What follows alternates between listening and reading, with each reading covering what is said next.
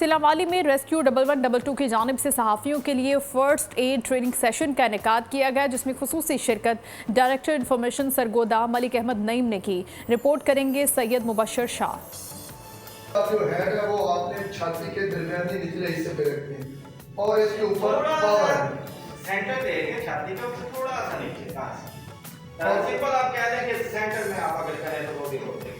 फराइज की अंजाम दही के दौरान चोट लग जाए या बेहोश हो जाएं, तो फौरी तिब्बी इमदाद के लिए क्या करना होगा, यही गुर दिखाए रेस्क्यू 1122 ने सहाफियों को। फर्स्ट एड के हवाले से उन्होंने बताया, उसमें हमें बहुत कुछ सीखने को मिला है, क्योंकि हम साफ़ी बिरादरी से ताल्लुक़ रखते हैं, तो हम जहाँ भी कोई हादसा या कोई इमरजेंसी होती है तो हम वहाँ जाते हैं, तो बग़ैर मतलब सिक्योरिटी के चले जाते हैं। हम उसको जो है ना शाया करना होता है, इसलिए कि हमारा वहाँ पहुँचना, वहाँ जो जान पड़ी होती है इंसानी जान, उसको बचाना भी हमारा मकसद होता है। जिस इंसान ने एक इंसान की जान बचाई, उसने पूरी इंसानियत की जान बचाई।